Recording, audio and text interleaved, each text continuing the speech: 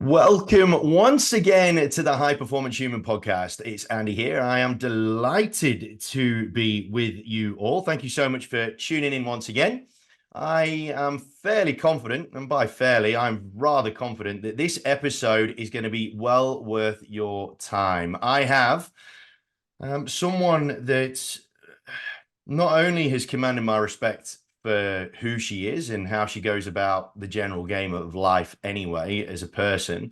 But she is one of the sharpest, brightest, and most attentive minds that I've had the fortune of meeting.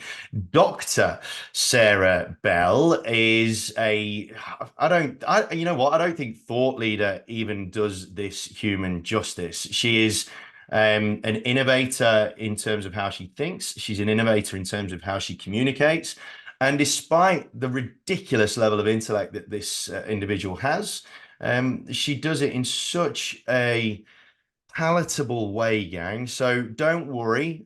Just because I've put doctor at the front of her name, she will make sure that you understand exactly what the hell she's going on about, because she's such an incredible communicator, and the way that she articulates her opinions are second to none. Sarah, it's an absolute honor to be in your presence once again. How the heck are you? I'm doing really well, doing really well. Busy with work and, family like everybody else. And, I think I choose to have a very big life. I'm aware of that.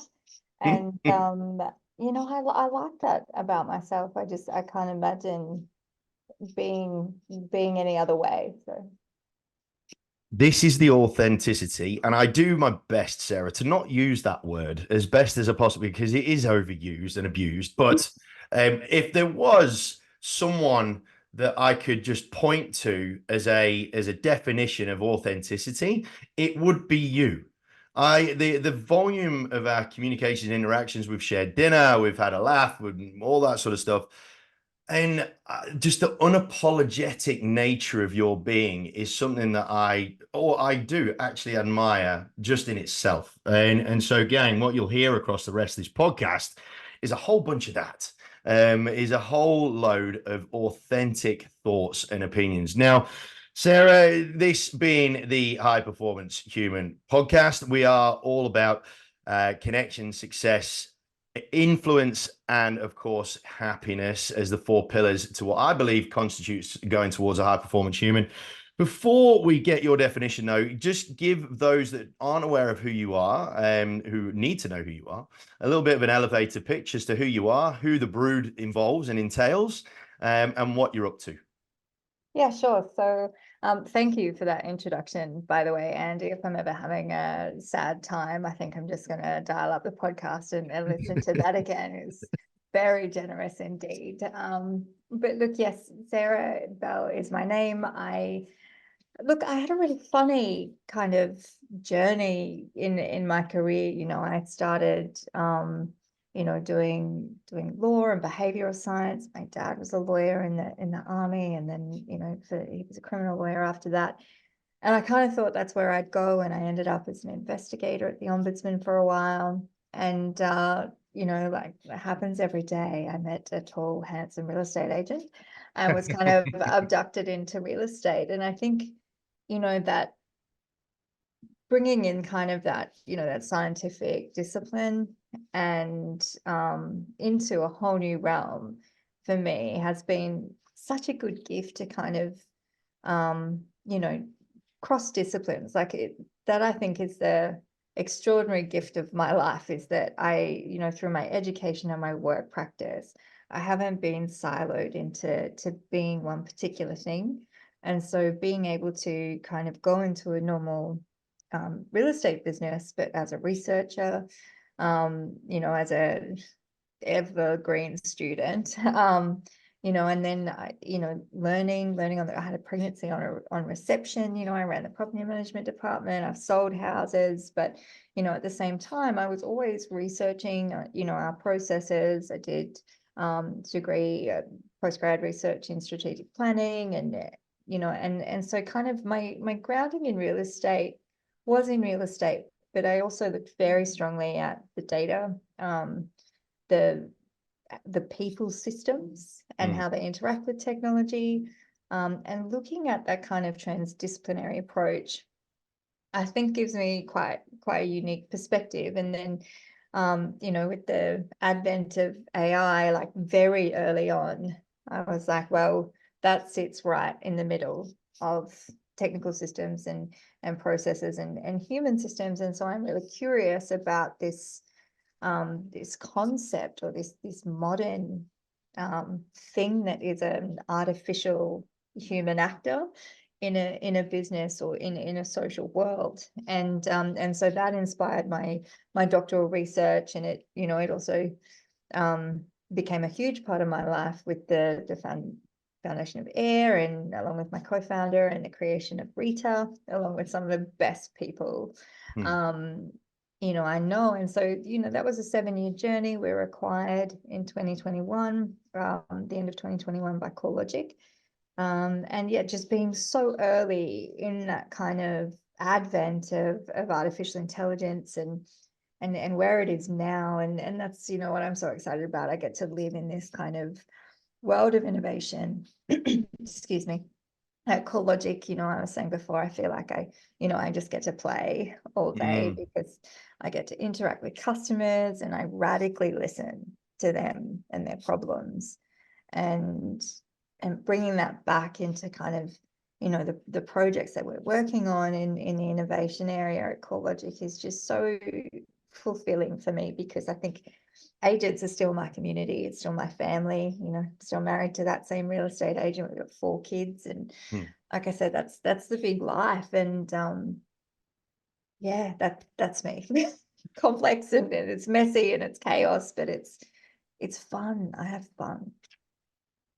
Gang, she's undersold herself ridiculous amounts there. So basically, team, just to give you my MO on how I sort of cross paths with this incredible individual.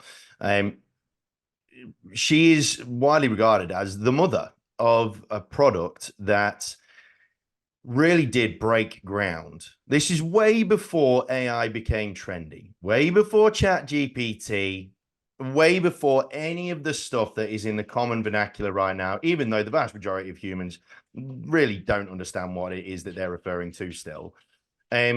Sarah was one of the people that actually took this thing on and really challenged the status quo of a very traditional industry, in essence, of an industry that is inherently human to human interaction, human to human sales and whatnot, but brought technology in, not just for the sake of bringing technology in.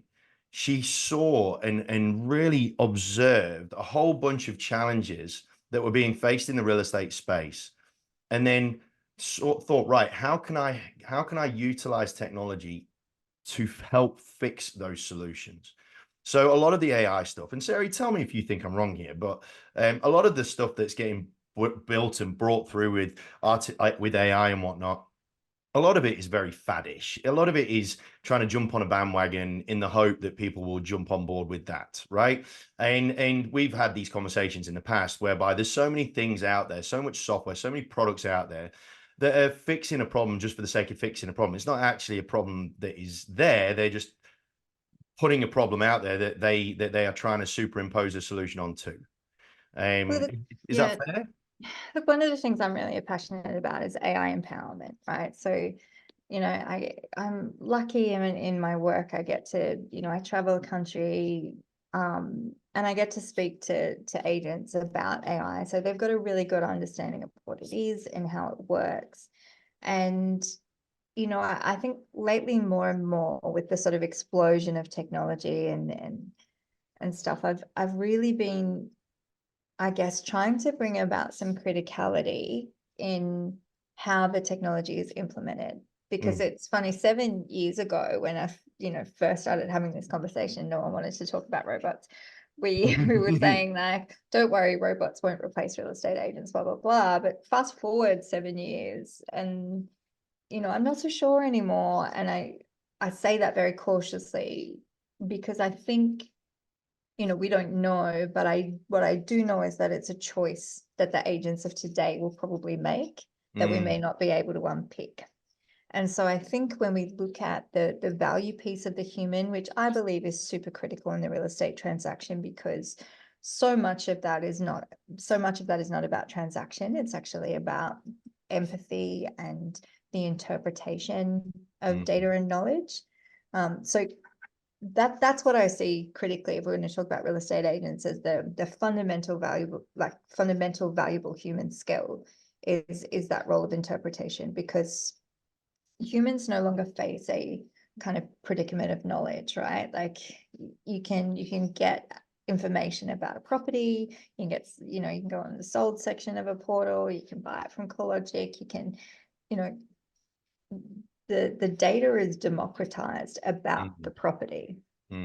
What I think agents do when they represent a home is they interpret that data and they tell a story to a prospective buyer about that data as valuable.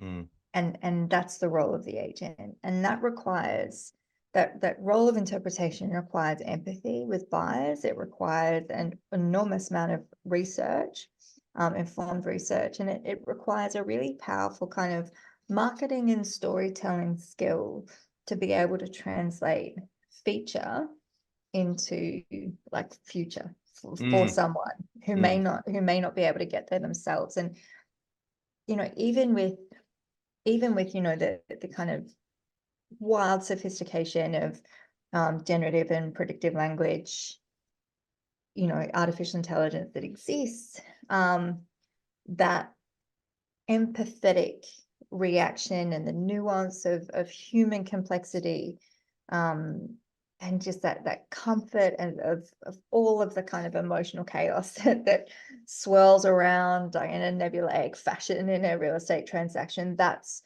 our domain. And Da Vinci called it, of all these different types of intelligence that he kind of attached to genius or classified genius as, that particular type of intelligence he called sfumato, which means smoke. And so the idea that attached to like the raw data and real property, there's this smoky stuff that is the domain of the humans that only we can probably master, because the variations and it's novel, like it's new, which machines don't cope with very well. And that smokiness and that emotionality and everything, I think, will be the service. Like if you can translate that into a service experience, that's what people are prepared to pay for. And I think when we get into the real nuts and bolts of high performance and whatnot with relation to that, I'm really looking forward to seeing where the defining line is going to be. And you're sort of alluding to that with what you just said there. But before we go any further, I need to ask you, I'm so interested to hear this one. What is your definition of a high performance human? I have been curious about this for a very long time. So I do have a degree in planning professional development, and one of the things that I looked at in that research piece was about intrinsic and extrinsic motivation, and how high performance humans are or become that. And I guess in terms of what is a high performance human, how do you measure that? I think it's somebody that sets high goals and achieves them, and that's what they look like. That's what they manifest as. But what are the qualities of a person who can do that? And it doesn't matter what your goals are, right? Like if you want to be Beyonce, or you want to, be a great artist, or you want to earn, $10 million GCI, like it doesn't matter what your high level goal is, how do you achieve it? And the difference between a high performance and a low performance or an average performer is that the high performer will achieve that. And so in all of the literature, and I think as well in my kind of experiment, the experiential kind of dimension of my life, what I live and what I observe, there's three characteristics of someone who is capable of high achievement. And the first one is self-efficacy. And that is really all about growth mindset, right? This ability that if it can be done, I can do it too. And I think, I don't know how you instill that belief in someone, but I do remember my dad saying, you're as good as anyone. You're as good as anyone else, right? And it's not arrogant to say that. He used to say you're as good as anyone, better than most, but it wasn't about like building arrogance, right? It was about instilling in a very simple little sound bite this notion that, like, if it's possible, why can't I do it? Like, I can learn. And self-efficacy is like, well, I have all of the tools that I need to do this thing, or to learn this thing, or achieve this thing. And so, and if I don't presently have them, I can gain them. And that's possible. And so that's, Angela Duckworth talks about grit and things like that. But self-efficacy is that real belief that if it's possible, I can do it too. The second one is self-confidence, which sounds like the same thing, but it's slightly different. And self-confidence is about the likelihood of success if I apply my self-efficacy.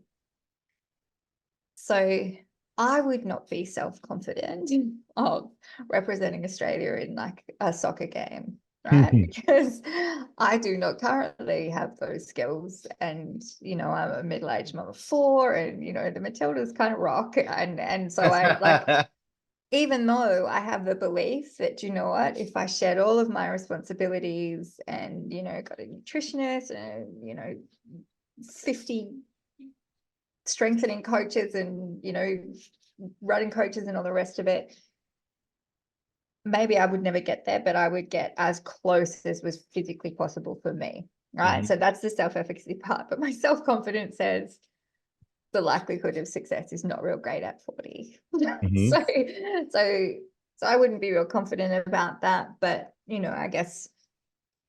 I guess the situation was different when I started my doctorate, right? I was like, do you know what? I don't know how to do a doctorate. No one's ever done one. Well, actually, that's not true. Some people have multiple, but, like most people beginning their first doctorate, I was like, I don't really know how to do this. And, but I'll figure it out. And my self-confidence that came from, completing other degrees and, achieving other goals in my life tells me that if I was going to apply myself to that, even while I had a baby and I had 3 other kids and I had, work and was selling my company and the rest of it, that if I applied myself, my chances of success would be strong.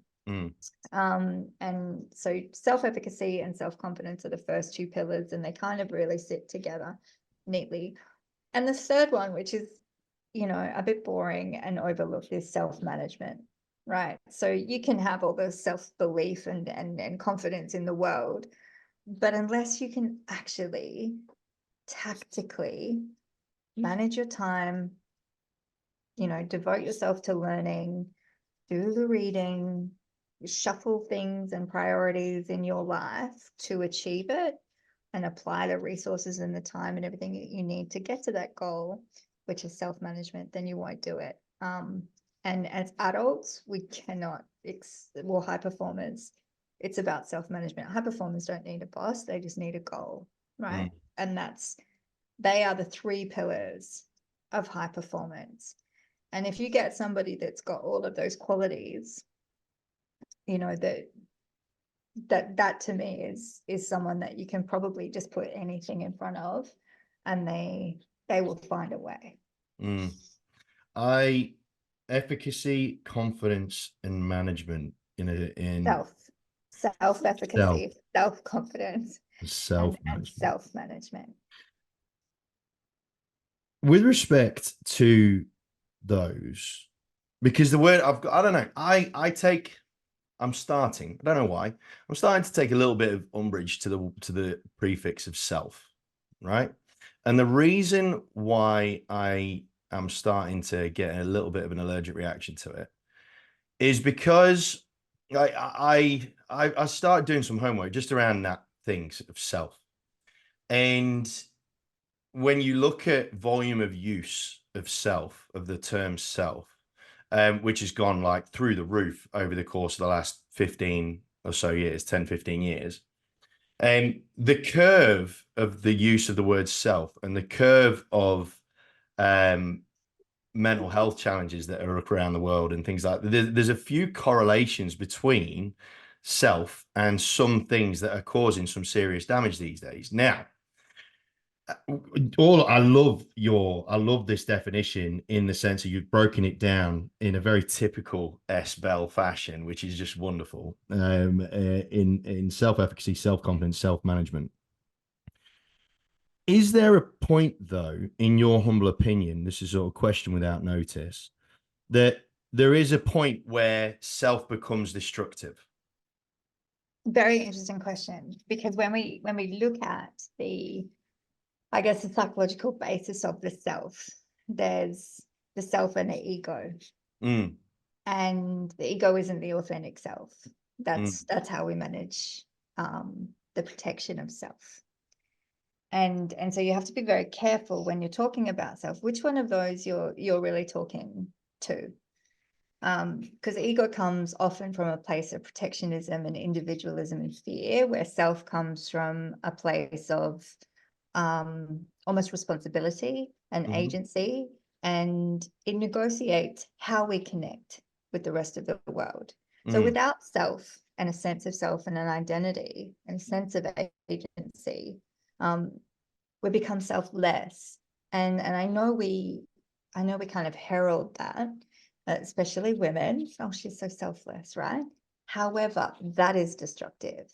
mm, When the ego takes over and there isn't a sense of agency that defines connection, when the ego takes over and it becomes selfish, and that is destructive. But a healthy self, I think, is, and that's why I kind of insisted on this prefix, is I think, sorry, I've got a cough, is I think a fundamental grounding to high performance as well. If people that you know who are, you know, driven, going after what they want, not hurting other people, mm, they have a strong sense of self, they have a strong sense of identity, they know how they relate to the world, to other people. When things happen, it doesn't shift their center like it does when you take a hit to your ego, because it doesn't matter. And so understanding, you know, so I mean, Simon Sinek talks about your why, and you know, people,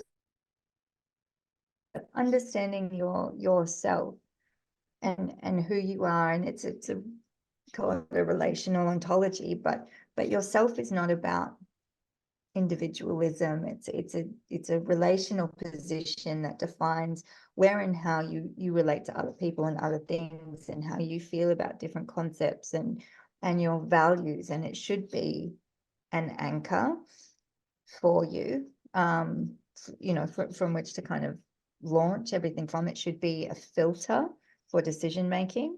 You know, is this something that I agree with? Is this something that I do? Is this something that aligns with my values? mm, And your sense of self, um, you know, I think is is that kind of, yeah, is that kind of unshakable compass that allows you to relate to the right people, and the right projects. And so no, I don't think it can be confused with either that selfless kind of state where you just serve others, or your goals and performance should be, you know, given up as an expense for allowing everybody else to hold, you know, to have space. Selfless is not healthy. And I do make the point, particularly for women, and we can talk about that if you want. And then the selfish part won't serve you, that hyper individualism, I come before others. So mm, self is in the middle. And if you've got a good relationship with yourself, then you will have self-efficacy, because you understand, you know, that what you're trying to do, and you believe in yourself. Like, yeah, I think it's a really important prefix, but it does run the risk of going off into that kind of cult of individuality that we see as a dopamine fed echoes chamber social media thing. Image of self is ego, and that's the opposite of a strong sense of self and agency. I think that this is a really, really important topic for us to have a chat about while I've got your incredible mind on this channel. In pursuit of high performance, therefore, is it a obvious, or is it an accurate statement to state that in the pursuit of high performance, a lot of people confuse self with ego? They blur the lines between the two. Well, it's not real. So egos are constructed. Identities are constructed too, but egos, I think if you look at the different, I mean, egos are important, right? It's like how the skin on your body gives gives your organs and protection. You've got it keeps out bacteria and all that sort of stuff. So ego is kind of like the psychological skin.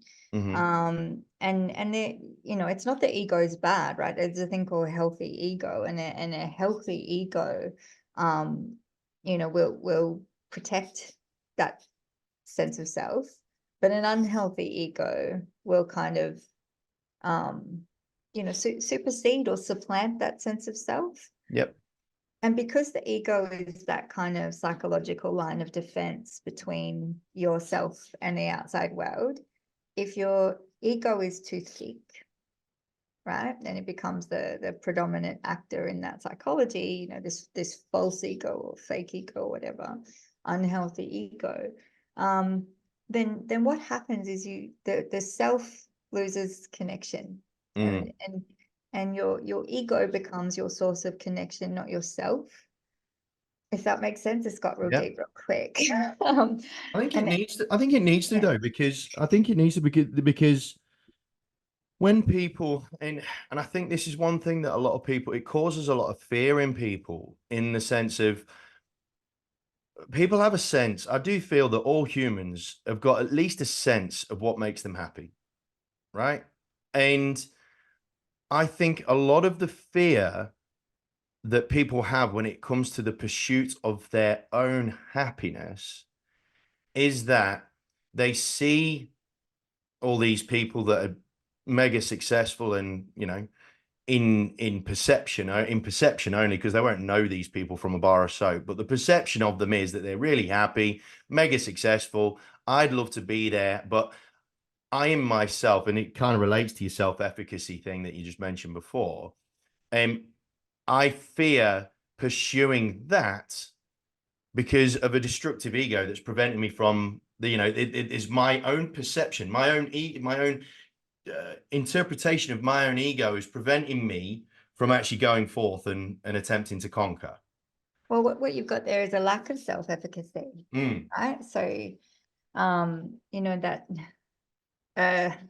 a belief that you couldn't do it if you tried is the kind of the opposite definition, and your ego is protecting you from shame and embarrassment and failure and all of that, because that's kind of its job, right? And so the challenge is for all of us as healthy adults is to balance that ego. It's to have that, understand it's doing a job, but if you're connected with yourself and you have a strong sense of self, you recognize that voice or that ego of like, oh, don't try, like it'll be embarrassing. You recognize that voice as a protective instinct, and that's what it is, right? And whether it's protecting you from psychological pain or whatever, like all of that is very, very deep rooted in our brain chemistry, right? Like I often talk about how in our early brains, we are so protective of social harm, and social and psychological harm are different. Psychological harm Mm. is like, oh, I feel embarrassed, and social harm is, oh, I'm outside of the group, Yep. right? And so social harm, like we are so, you know, geared to protect that, because once upon a time, if we were like the jerk, we'd be out of the cave and eaten by a tiger. So that's like our brain is doing a super important job. But as our like lives and our identities became so much more complex, and in a postmodern world, we create ourselves, and that is, I think, like the blessing of this time of history. You can decide who you want to be, right? Like you can decide what you believe, you can decide what you're into, you can decide how you define yourself. But that comes with a risk of psychological pain, that people might not like you, Mm. you know, and that's the price of authenticity. But if you're connected enough with yourself, you see that protectionism as like that skin, you know, that skin. And it's not that you don't care what people think, like, believe it or not, Andy, not everybody likes me, but Mm. and I hear about it, but it doesn't shake me or or upset me necessarily, because I'm pretty well defined in who I am and what I'm going after and my goals. And so yeah, I think that healthy ego is super important, and it plays a role, but when it becomes disproportionate, either too thick, Mm-hmm. or it's too thin, and we talk about thick and, thick and thin skin, like that's terminology from our grandparents, right? So there's Mm. some intuitive understanding of this. If that ego is too thin, anyone will push you around. If that ego is too thick, you're going to be aggressive and push other people around. But a healthy ego is assertive. I'm not going to let anybody push me around, but I don't need to push anyone else around. I don't need Mm. everyone else to like me. I don't have to like everyone, but I don't necessarily, have to armor up to Mm. live in this world. Yeah. I, by the way, gang, this was not the intention of this conversation, but my God, am I glad that we've had it. I think that I would beg anybody that listens to this to just rewind the last 5 or 10 minutes and replay and re-listen to what Sarah's just talked about there, and pay attention to Sarah's interpretation and Sarah's belief, and Sarah's understanding of the role that ego has to play in our lives. Um, so many people, and a lot of the vernacular right now around this sort of topic is predominantly negative, in the sense of the destructive components of ego and so on and so forth. Just pay attention to how Sarah's perspective on the brain and on ego and these sorts of things is entirely positive. The fact that she just mentioned then something that is so insanely true, that at this time in our lives, or in this time in society, this time in the world, it is a truly unique time in which we can forge an identity that feels true to ourselves more than any other time. And it's so true, man. It's such an incredible point to make, that in this pursuit of high performance, one must understand self. If you really want to give it a red hot crack, you've really got to know who you are, before you can go forth and try and be anything that you want to be. Because otherwise you are moving forward on a very shaky foundation, which is likely to come unstuck at some stage. And I've experienced that myself. I've totally experienced that myself along the way.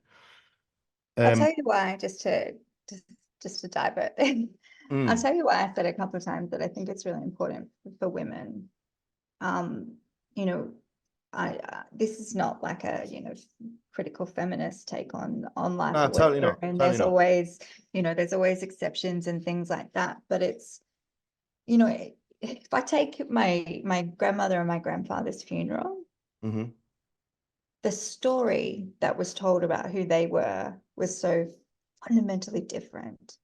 in, you know, my grandfather, he was a copper, you know, he was a farmer, and people talked about, you know, his achievements and his legacy and what he gave to his community. And he was a great loving father, and you know, and then he, you know, built wealth and had a farm, and he left behind, you know, blah blah blah blah blah blah blah. But you know, he had this great career. He was like the local copper at Bathurst during the Bathurst riots, and there's like all these great stories about this big life that he lived. And then my nan, it was like, you know, she was a really loving wife to my grandfather. She was a loving mother to three kids. And her whole story was about who she was in relation to other people. Mm. And there was no sense of like what she wanted, or her experience that was disconnected in any way from not a supportive role, but a supplementary role to somebody else's life. Mm.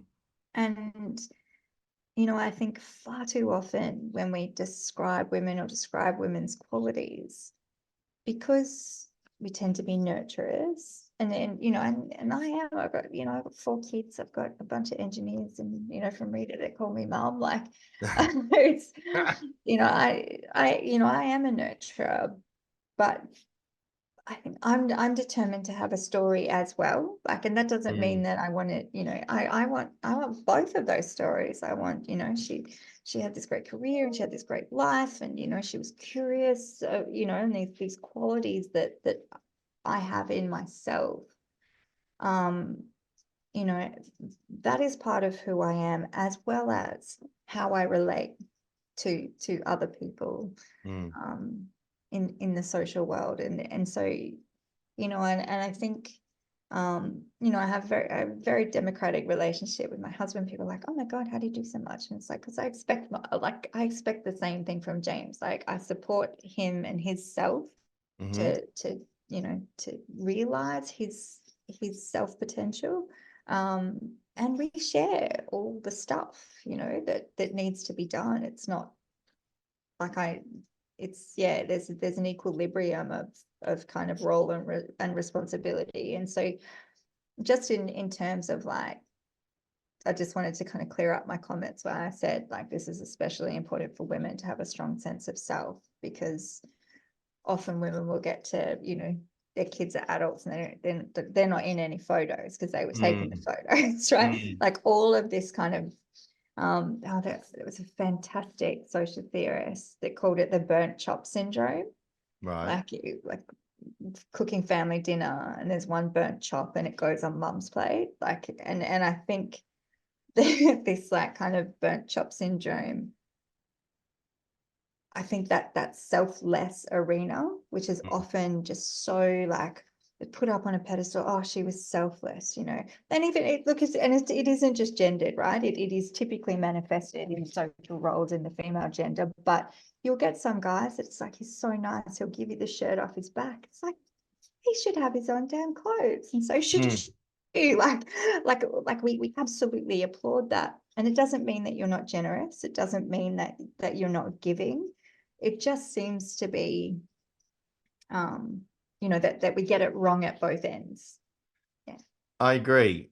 Do you think, that as a result of the scale of, I don't want to call it oppression, but that's essentially what it is, of over time, you know, women's lack, the females' lack of space in order to create their own story, for want of a better phrase, right?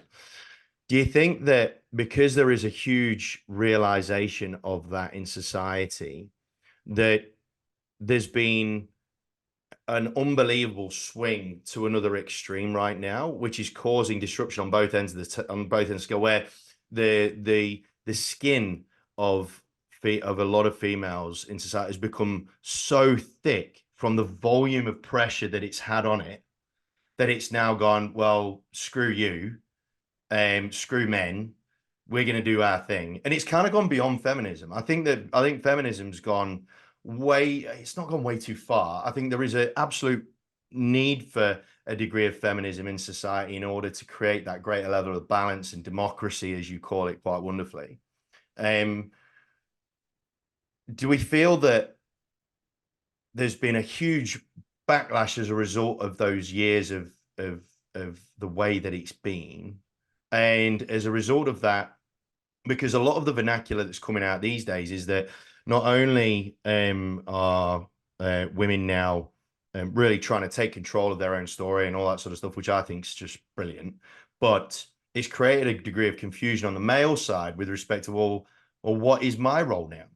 And I think it's sort of hit men, and if we're bringing it back to this whole notion of high performance, the definition of what high performance is for males and females is really being brought into question in terms of what the stereotypical definitions of them are, right? Because you've got this counterbalance thing of alpha males, as your Andrew Tates and all that sort of crap, right? Where they're trying to say men are supposed to be men and women are supposed to be women and so on and so forth. I've been having really good conversations with my partner about this because she's had a way more interesting and colorful story than I have, and as a result of that, has got a thick skin which she recognizes and feel and appreciates and is happy to have. Now, does that make her a feminist? Like in what the public feel that a feminist is? No, but I feel that it has caused so much confusion in the makeup of how society operates, and in relation, like I say, in relation to that high performance, it's created confusion on both sides of the gender coin here as to what if I'm to write my story, like what is high performance, like what is that thing that I'm supposed to call the greatest version of myself? Well, I think, I mean, there's a lot to unpack there. Mm, But I think back to, what we were saying before about now is a time where we are all free to construct our identities, mm, right? And you can decide what being a woman or a man means. You can mm, decide what being, um, you can decide how you will show up in a relationship, right? mm, And and those social roles are on the table for negotiation. Now, I think that that's a good thing mm, for everyone. Um, and I believe that everyone's different. I've got friends who, and family who, you know, naturally, I guess, conform to kind of those ideals of, and but I look at them, and across that cohort of women conforming to, the kind of stereotypical gender role or their social role, there's high and low performance in that. Like, I know some yeah. mums that are like absolute super women who I look at and I just think I'm failing against, in that kind of the mum column, right? Because they're nailing it. And then there are also women who conform to those roles who aren't high performers, right? So I don't think that the two things are linked, right? I Mm, I think being successful or performing high, or being high performing, is about choosing your goal and reaching it. yep, But I think the freedom that we all have is to choose that goal. yep. And I know really high performing females that have husbands who stay at home, take care of the kids, who I would also consider to be high performing because they're nailing it, Mm-hmm. right? And so I think it's your choice of goal, and going about achieving it, is non-gendered. The conditions or the social conditions that you're talking about, um, and there was kind of a lot in there. I think both genders do face, particular challenges as to, how we express our agency in the world. I do think, and feminism isn't a doctrine about like women being better than men. It's actually an inclusive doctrine, right? So if you Mm-hmm. just believe that a woman should be paid the same amount of money to do the same amount of job, like to do the exact same job, like, you're a feminist, whether you like it or not. Mm, The the kind of the inclusive nature of that means that like the man that's told like, oh, nice guys won't finish first or whatever, like, you know, that you're not allowed to be weak or like that kind of, we talk about toxic masculinity, right? Like, so the guys that don't conform to that culture, like they should have just as much space and ability, you know, they could be high performers too, right? So I don't think necessarily that your subscription to a particular gender role is linked to performance. But I think that if you are not reflexive about how you relate, and this is not limited to gender, how you relate to other people, how you show up in the world, how you occupy space, your belief um, of kind of what you will tolerate, you know, like I have a real thing about men in public space telling me to smile. I don't know why that happens. It's usually an older generation thing, but I don't believe I exist to be decorative. Like, and I'm usually thinking about something and walking around with these scowl lines, balancing my life. So, you know, in I don't know if that's gendered or not, but like if anyone told me I'll smile, love, it's not that bad. Like I just think, oh, I'm actually not accepting this. And I don't think it makes me like, you know, particularly a feminist.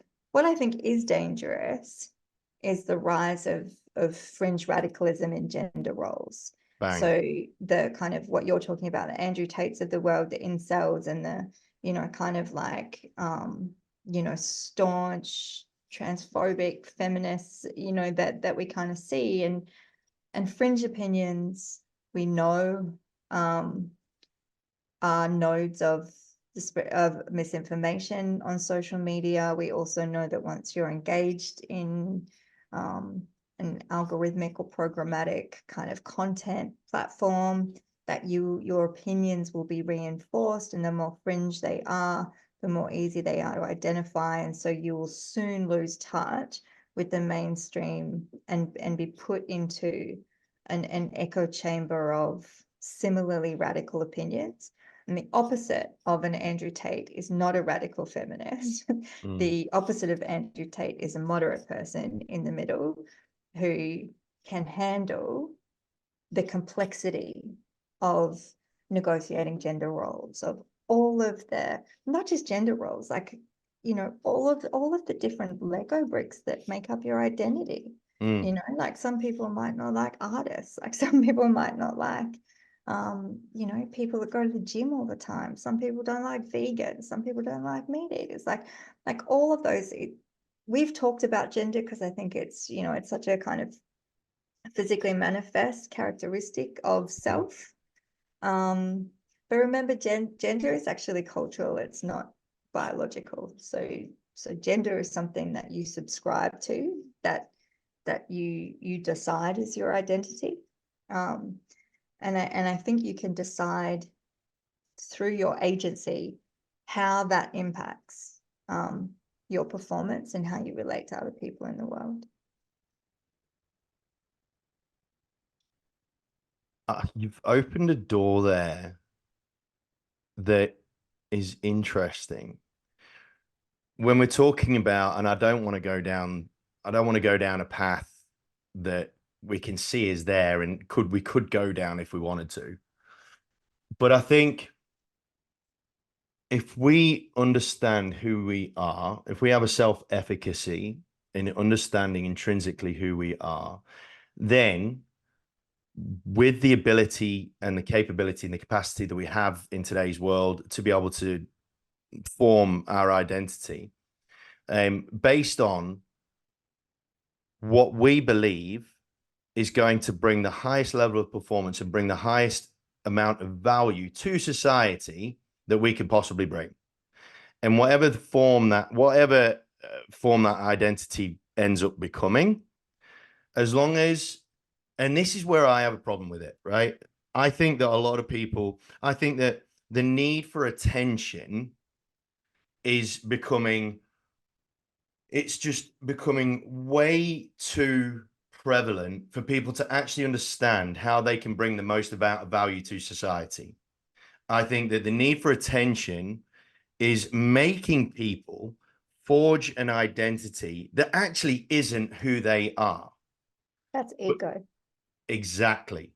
And this is I'm really glad that we're coming sort of full circle here to what we were saying earlier on in the piece, that the need for attention is creating such a misunderstanding as to how we can bring the most amount of value to society. And I think it's that lack of genuine value that is being put forth into the world that is causing so much of the upset that's going on, right? Well, look, I think, I think communities matter, right? So, and you have to tolerate people who value different things. Yeah. Like I think about, so one of my kids is like really, really into, like manga cartoons, and, she talks about them all the time and everything like that. And it's not my cup of tea, but I love Really? but she connects, and so if like I was her world and her identity hinged on my value of that, then she wouldn't know that that was okay. Mm, Whereas like she's connected to a community of people who really love it, who like nurture that interest in her. She's so creative, and she's such a good drawer, and she's such a good creative writer and things like that. And so, that community that exists that I don't belong to, like I can absolutely value that and tolerate that, but not participate. Like it's not part of my identity. hmm Um, and so it's not that we all, um, I guess it's about a healthy expression of identity, which I think mm, is really different, right? Because if mm, you're like hooked on that dopamine water of likes and attention and stuff like that, that will just escalate, right? Like mm. that's not feeding your sense of identity. What feeds your sense of identity, your sense of self, what nurtures that is connecting to things that authentically make you happy, like my kid and manga, right? Or like Yeah. me and painting or reading and family, and like all of these things that yeah, like you said, most people have a sense of what makes them happy. Mm, um but if that dopamine hit is coming in and kind of disrupting your sense of self, because you get that, and it's like that dopamine is the same chemical as you're producing, and under kind of extreme chemicals and stimulation, like you will just escalate, and that's how we end up with really radical people who who 100%. are who are an expression of, and it's like I think there's a great deal of sadness to it, Yeah. because I think that you're missing the opportunity to nurture yourself, as in, yeah, who you are, how you relate to the world, what's your legacy, what's your purpose, what's your interest, all of that stuff that, and every culture's got a different word for it. Mm. And then how to achieve that, how do you go after all of that if navigating and negotiating through all of the complexity on the road to your goal, you are constantly disrupted by this need, this dependency on attention. Yeah. It doesn't make sense. It's like there's a healthy and an unhealthy version of all the things we're talking about. Mm. And I think this identity that is not constructed, um, or discovered from inside, but is um, constructed from external influence, I think that's the unhealthy version. Yeah. I think people that have really not either given themselves a chance to explore their own identity, or just haven't bothered, or it hasn't come into their mindset or their headspace, or they haven't been brought up in that sense. So, you've, as a mother, you felt it obviously really important to allow your children the space to find their own identity. One's into manga, one's over in England, bloody cooking the house down, and all the rest of it. And you've got the youngest one, the Lord of the Manor, who God help the world when he starts to, do his own thing. Like, seriously, God help the world. He's going to be a force of nature. I think it's important, just sorry to interrupt you. I don't like to do that, but I think it's really important,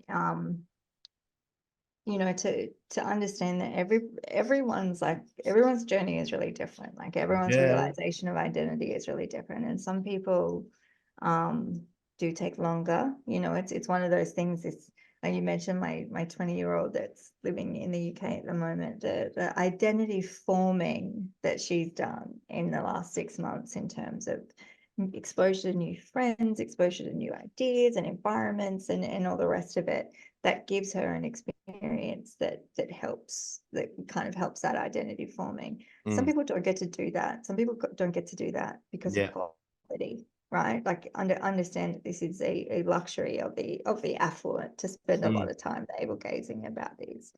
Some people don't get to do it because of trauma, Yeah, right? Like 100%. some people don't get to do it because they, have kids to raise and the kind of, or they don't have exposure to different ideas because of their social environment, because they are locked into an echo chamber of social media, or some people don't, do it because they're just not motivated to, right? And so um I don't want to, we're talking about high performance humans who have, I guess, had all of these opportunities or found them, right? Like, or discovered them. But I never want to kind of discredit the human part Yeah, exactly. 100%. and understand that, like, you have to have compassion for different journeys and different people. And it's funny, I've been talking a lot about my dad today, but he was such a strong influence in my life. And he he was a man of profound intelligence. He was a polyglot. He spoke 9 languages fluently. He and many more conversationally. He was just like an insuperable genius. Um, and he had, he was a colonel and ran the legal corps in the Australian Defence Force. He was a chief crown prosecutor, and he had this kind of, I guess, class that he'd achieved through education and through his service and stuff. And at the end of his career, after he'd retired, he ended up spending an awful lot of time on a voluntary basis working at like a local Indigenous legal centre. And I mean, can you imagine being a police prosecutor and having like an ex-chief crown come up to like for representing a defendant? It's like, he just thought it was quite funny. Like he'd sort of done a lot of the professional development of these people on the other side. And I think it was a beautiful gift that he gave of his talents, but he could relate to absolutely anyone, right? Whether it was the Chief Justice of the High Court or his client in the, Aboriginal and Torres Strait Islander legal service, who was 7 years old, and, and the police were coming down on them. Everyone described him as a gentleman, right? And I remember talking to him about this quality, and he said that the measure of a lady or a gentleman is how comfortable you can make other people feel. And he was just so good at relating to people wherever they were. Even in palliative care, there was a Polish lady with dementia in the ward that kept coming into his room, and he'd just chat away to her in Polish and try and like help the nurses get her back into bed and stuff. And it was irritating to him, but he was so kind despite that. And I think, if one of the things, that we're going to talk about is a quality of a high performing human, I think compassion and empathy have to score, because you can't win at the expense of others. That's not winning. I think that's probably the most profound thing that's just been mentioned. Probably one of the top things that's one of the most profound things that's probably been said on this podcast to date, out of all the episodes. The definition of your old man's definition of a gentleman is it's how comfortable you make people feel. We talk about, gang, and we've talked about this about the pillar of high performance being connection. I think that is pretty much the height of connection, when you can make anyone from any walk of life, despite your aversion to manga, or despite your belief system not aligning with the other person's belief system, despite your own opinions on whether someone has the right to choose what they are or who they are or all the rest of it, the ability to make someone feel comfortable in your presence is a level of connection. And you can even relate it to self, right? If you are, and everyone talks about that vernacular of being comfortable in your own skin, it's that thing, right? It's the same thing as thick, thin skin and blah, blah, blah. If you can feel comfortable, if you are truly comfortable in your own skin, and you can make other people feel comfortable in their own skin, that for me is a height of performance with respect to connection. Whether it is individual to individual, whether it is individual to group or to scale, or whether it's via your own platform on social media. Talk about being relatable. The fact that your old man was so relatable to so many people. I mean, apple and tree, by the way, but I think that is such a powerful thing that we all need to realize. It's not, Sorry. it's not whether you agree or disagree. It's how comfortable you make people feel in themselves whilst being in your presence. Yeah, look, a sign of intelligence is how prepared you are to tolerate an alternative view to yours. I'm someone with quite strong opinions, and I read ferociously, and but I would like to think that I leave space for alternative views, and I like to give myself the freedom to change my mind on things, which I do. But it's interesting what you were saying before, and I know we're kind of to time and probably need to wrap up, but I think in terms of like putting high performers up on a pedestal, like sometimes you're a high performer whether you like it or not, right? And that can be a strength that you have, but quite often our strengths are balanced with our weaknesses. And when I kind of we talked about that connection, and we talked about that tolerance and things, that can be one of those things that is a strength and a weakness of a high performer. So we know from the Aristotle research that if you put a high performer amidst a team of average performers, they'll lift performance by 15%. But if you put a low performer in a team of average performers, the impact is double. They will reduce productivity by 30%. And so a high performer who is connected will lift all boats, and a low performer will sink them.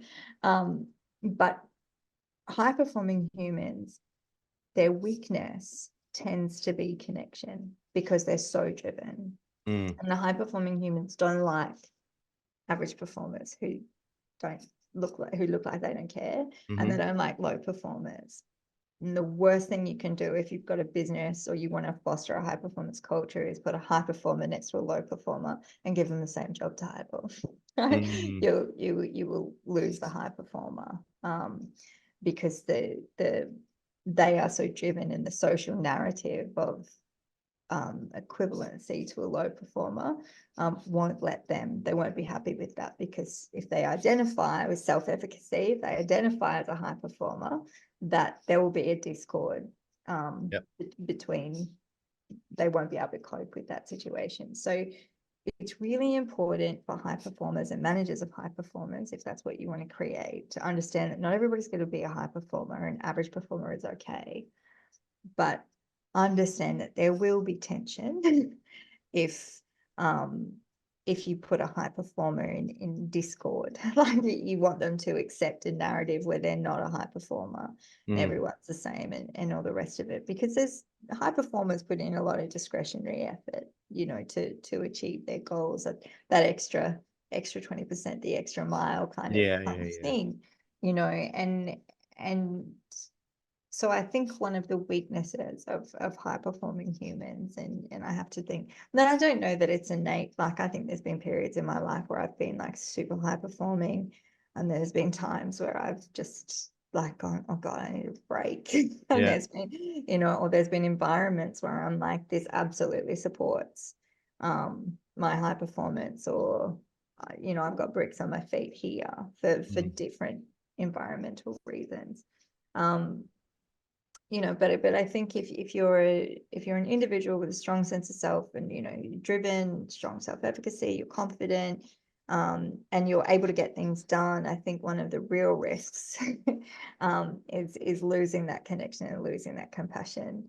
And I've got to say, I've been guilty of that at times. We all have. I'll look at people and I'm like, well, how do you just not care? Like, Yeah. how do you not know how to do this, right? But I don't like that about myself. I don't like that about myself. I find it ugly. And it's something that I didn't know until I was older that not everyone was programmed like me. Right? James calls me an intense little unit, right? Like that's his vernacular for high performance humans. Intense little unit. He's like, not everyone's an intense little unit. And I didn't know. It was like a shock to me. I was like, everyone's like me, but they just don't care. They're just disengaged, or they can't be bothered, right? Like, or they're lazy, right? But I think if, and sometimes, we think high performance humans, or like gifted people, whatever, like they have it really easy. But I've got to tell you that kind of that realization, like that shook me. And I do feel sometimes like I am not my best self. You said you were going to ask me about what's my weakness or whatever. And being very authentic and very vulnerable, I do think that my not best self is comes out if I feel like other people aren't bringing their best self. And sometimes the standards I have for myself, which are so high, I have to be more compassionate and appreciative that not everybody else has those standards. Like, not everybody, right? Just not everyone's like me. Right? No. And that's okay. That's okay, as long as they're not like swimming in the other direction. You know what I mean? If they're walking in the same direction but a bit slower, like that's totally fine. If they're swimming in another direction, they got to go join another team. But yeah, just that compassion and empathy piece. And I've been thinking a lot about that lately, and a lot about those really wise words from my dad. And yeah, that's kind of my authentic soul bed of things I would like to be. I would like to be more patient. Everyone has strengths and weaknesses. I think my impatience is absolutely a quality that drives me to achieve things, but it can also manifest as frustration with other people. So yeah. And back in my very brief stint with the army and all that sort of stuff, you're always taught in the army to go as fast as your weakest person, right? Because otherwise your team will just not exist. They will just fail to make it to wherever they need to get to. So Sarah, this is a conversation that it is deep, and it went a lot deeper than what both of us were expecting it to go to. But I think that what we've touched on is a real core and raw topic that we all need to have consideration for. We all need to consider it in some way, shape, or form. Like you said, there's some people that haven't got the space, haven't had the upbringing, through trauma, through whatever it is, circumstance, whatever, that has prevented them from even considering this as a thing. But for anyone that's listening, and hopefully everybody that's listening is trying to achieve some sort of higher level of performance than where they currently are at, or they've got a dissatisfaction with where they're at, and that's where they want to get to, then this for me is fundamental. It's absolutely fundamental for you to really understand where you're going and understand what high performance even is for you. And Sarah, I can't thank you enough. I knew that this was going to be amazing. I just didn't realize how amazing it was going to be. And I just I treasure the fact that we've got a connection in some way, shape, or form. I really, really do. Every time I speak to you, every time I connect with you, I always leave feeling valued. And like I said, apple and tree with your old man, you're certainly cut from the same cloth in that respect. So I can't thank you enough for who you are and as always your time. And I'm sure that the listeners will get a ridiculous amount of value from this. So thank you so much.